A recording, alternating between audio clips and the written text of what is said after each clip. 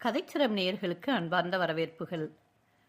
கல்கி அவர்களின் பார்த்திபன் கனவு என்ற சரித்திர நாவலை நாம் இப்பொழுது காண உள்ளோம். அதிகாரம் 5. ரணகளம். புரட்டாசி மாதத்து பௌர்ணமி இரவில் வெண்ணாற்றங்கரை மிகவும் கோரமான காட்சியை அளித்தது. வானத்தில் வெண்ணிலவை பொழிந்த வண்ணம் பவனி வந்து கொண்டிருந்த பூரணச்சந்திரனும் அந்த கொடும் காட்சியை காண சகியாதவன் போல அடிக்கடி வெள்ளி மேகத்திரையிட்டு தன்னை மறைத்து கொண்டான். பகலெல்லாம் அந்த நதிக்கரையில் நடந்த பயங்கரமான யுத்தத்தில் மடிந்தவர்களின் இரத்த வெள்ளத்துடன் கலந்தபடியால் ஆற்றில் அன்றிரவு இரத்த வெள்ளம் ஓடுவதாகவே தோன்றியது. அந்த வெள்ளத்தில் பிரதிபலித்த பூரணச்சந்திரனின் பிம்பமும் செக்கச் செவேல் என்ற இரத்த நிறமடைந்து காணப்பட்டது. நதியின் மேற்கு கரையில் கண்ணுக்கெட்டிய தூரம் கொடும் போர் நடந்த ரணகளத்தின் கோரமான காட்சிதான். வீர சொர்க்கமடைந்த ஆயிரக்கணக்கான போர் வீரர்களின் உடல்கள் அந்த ரணமெங்கும் சிதறி கிடந்தன. சில இடங்களில் அவை கும்பல் கும்பலாக கிடந்தன. கால் வேறு கைவேறாக சிதை உண்டு கிடந்த உடல்கள் எத்தனையோ. மனிதர்களைப் போலவே போரில் மடிந்த குதிரைகளும் ஆங்காங்கே காணப்பட்டன. வெகு தூரத்தில் குன்றுகளைப் போல சில கருத்த உருவங்கள் விழுந்து கிடந்தன. அவை போர் யானைகளாகத்தான் இருக்க வேண்டும். அந்த ரணகளத்தில் விருந்துண்ண ஆசை கொண்ட நூற்றுக்கணக்கான கழுகுகளும் பருந்துகளும் நாலா பக்கங்களில் இருந்தும் பறந்து வந்து வட்டமிட்டு கொண்டிருந்தன. அவற்றின் விரிந்த சிறகுகளின் நிழல் பெரிதாகவும் சிறிதாகவும் ரணகளத்தின் மேல் ஆங்காங்கு விழுந்து அதன் பயங்கரத்தை மிகுதிப்படுத்திக் கொண்டிருந்தது. நதியின் இனிய மர்மர சத்தத்தை பருந்துகள் கழுகுகளின் கர்ண கடூரமான குரல்கள் அடிக்கடி குலைத்துக் கொண்டிருந்தன. அந்த கோரமான ரணகளத்தில் மெல்லிய மேகத்திரைகளினாலும் வட்டமிட்ட பருந்துகளின் நிழலினாலும் மங்கிய நிலவொளியில் ஒரு மனித உருவம் மெல்ல மெல்ல நடந்து போய்க் கொண்டிருந்தது. அது சுற்றுமுற்றும் உற்று பார்த்து கொண்டே போயிற்று. சற்று நெருங்கி பார்த்தால் அது ஒரு சிவனடியாரின் உருவம் என்பது தெரியவரும். தலையில் சடைமுடியும் நெற்றி நிறைய திருநீரும் அப்பொழுதுதான் நரை தோன்றி நீண்ட தாடியும் கழுத்தில் ருத்ராட்ச மாலையும் அறையில் காவி வஸ்திரமும் மார்பில் புலித்தோலுமாக அந்த சிவனடியார் விளங்கினார். அவர் கையில் கமண்டலம் இருந்தது. அவருடைய முகத்தில் அபூர்வமான தேஜஸ் திகழ்ந்தது. விசாலமான கண்களில் அறிவொளி வீசிற்று. தோற்றமோ வெகு கம்பீரமாக இருந்தது. நடையிலும் ஒரு பெருமிதம் காணப்பட்டது. இந்த மகான் சிவனடியார்தானோ அல்லது சிவபெருமானே இத்தகைய உருவம் பூண்டு வந்தாரோ என்று திகைக்கும்படியாக இருந்தது. அந்த பயங்கர ரணகளத்தில் இந்த பெரியாருக்கு என்ன வேலை? யாரை தேடி அல்லது எண்ணத்தை தேடி இவர் சுற்றுமுற்றும் பார்த்து கொண்டு போகிறார்? சிவனடியார் எந்த திசையை நோக்கி போனாரோ அதற்கு எதிர் திசையில் கொஞ்ச தூரத்தில் கரும் குன்று ஒன்று நகர்ந்து வருவது போல ஒரு பிரம்மாண்டமான உருவம் அசைந்து வருவது தெரிந்தது. அது சோழ மன்னர்களின் பட்டத்து போர் யானைதான். இதை கண்டதும் சிவனடியார் சிறிது தயங்கி தாம் நின்ற இடத்திலேயே நின்றார். யானையின் தேகத்தில் பல இடங்களில் காயம் பட்டு இரத்தமடிந்து கொண்டிருந்தது. நடக்க முடியாமல் அது தள்ளாடி நடந்தது என்பது நன்றாக தெரிந்தது. கீழே கிடந்த போர் வீரர்களின் உயிரற்ற உடல்களை மிதிக்கக்கூடாது என்று அது ஜாக்கிரதையாக அடியெடுத்து வைத்து நடந்து வந்தது.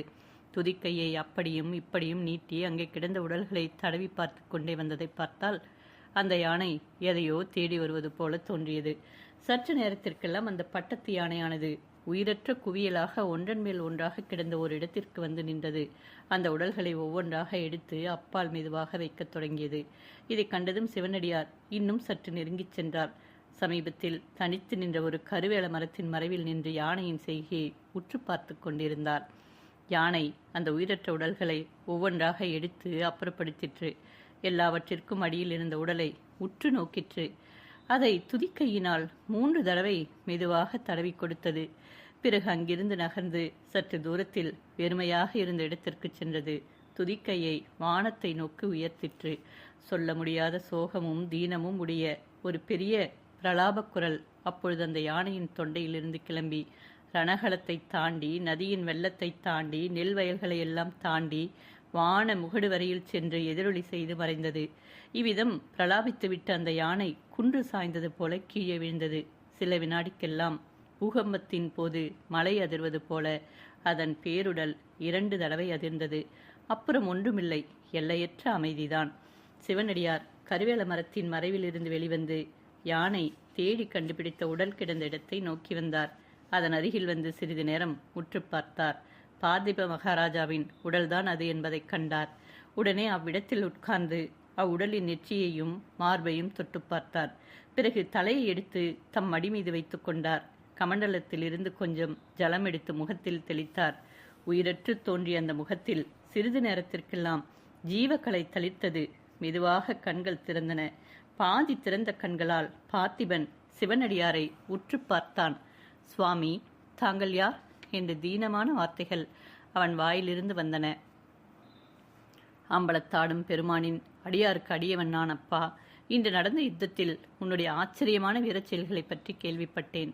அப்பேற்பட்ட மாவீரனை தரிசிக்க வேண்டுமென்று வாழ்ந்தேன். பார்த்திபா, உன்னுடைய சுத்த வீரத்தின் புகழ் என்றென்றும் இவ்வுலகத்திலிருந்து மறையாது என்றார் அப்பெரியவர். யுத்தம் என்னவாக முடிந்தது சுவாமி என்று பார்த்திபன் ஈனஸ்வரத்தில் கேட்டான். அவனுடைய ஒளி மங்கிய கண்களில் அப்பொழுது அளவில்லாத ஆவல் காணப்பட்டது. அதை பற்றி சந்தேகம் உனக்கு இருக்கிறதா பார்த்திபா? அதோ கேள் பல்லவ சைனியத்தின் ஜெயகோலாகலத்தை. பார்த்திபன் முகம் சினிங்கிற்று. அதை நான் கேட்கவில்லை சுவாமி. சோழ சைனியத்திலே யாராவது என்று மேலே சொல்ல தயங்கினான். இல்லை இல்லை, சோழ சைனியத்தில் ஒருவன் கூட திரும்பி போகவில்லை அப்பா. ஒருவனாவது எதிரியிடம் சரணாகதி அடையவும் இல்லை.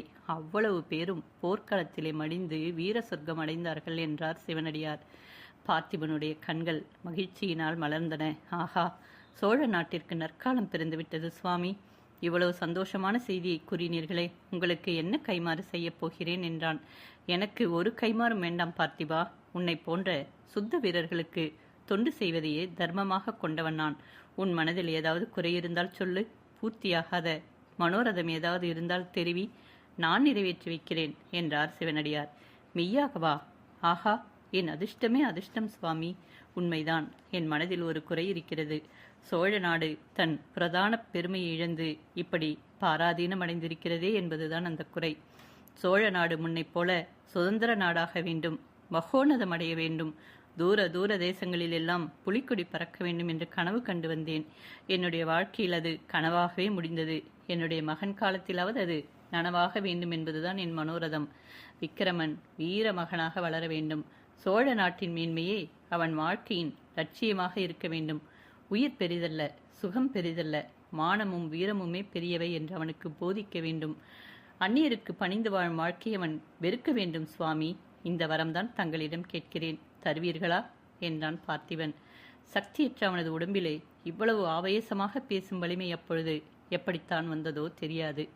சிவனடியார் சாந்தமான குரலில், பார்த்திபா, உன்னுடைய மனோரதத்தை நிறைவேற்றுவேன், நான் உயிரோடு இருந்தால் என்றார். பார்த்திபன், என் பாக்கியமே பாக்கியம். இனி எனக்கு ஒரு முனைக்குறையும் இல்லை. என்னுடைய மனக்குறையெல்லாம் தீர்ந்தது. ஆனால் தாங்கள் யார் சுவாமி? நான் அல்லும் பகலும் வழிபட்ட சிவபெருமான் தானோ? ஆஹா, தங்கள் முகத்தில் அபூர்வ தேஜஸ் ஜொலிக்கிறதே. எங்கள் குலதெய்வமான ஸ்ரீ அரங்கநாதனேதான் ஒருவேளை இந்த உருவெடுத்து என்பதற்குள் சிவனடியார், இல்லை பார்த்திபா, இல்லை, அப்படியெல்லாம் தெய்வ நிந்தனை செய்யாதே என்று அவனை நிறுத்தினார். பிறகு அவர், நானும் உன்னைப் போல அற்ப ஆயுளையுடைய மனிதன்தான். நான் யாரென்று உனக்கு அவசியம் தெரிந்து கொள்ள வேண்டுமா? அப்படியானால் இதோ பார் என்று சொல்லி தம் தலைமீதிருந்த ஜடாமுடியையும் முகத்தை மறைத்த தாடி மீசையும் லேசாக கையில் எடுத்தார். கண் கூசும்படியான தேஜசுடன் விளங்கிய அவருடைய திவ்ய முகத்தை பார்த்திபன் கண் கொட்டாமல் பார்த்தான். ஆஹா, தாங்களா என்ற மொழிகள் அவன் வாயிலிருந்து குமுறிக்கொண்டு வந்தன. அளவு கடந்த ஆழம் காண முடியாத ஆச்சரியத்தினால் அவனுடைய ஒளியிழந்த கண்கள் விரிந்தன. சற்று நேரத்திற்கெல்லாம் அந்த கண்கள் மூடிவிட்டன. பார்த்திபனுடைய ஆன்மா அந்த பூத உடலாகிய சிறையிலிருந்து விடுதலை அடைந்து சென்றது. முதல் பாகம் முற்றிற்று.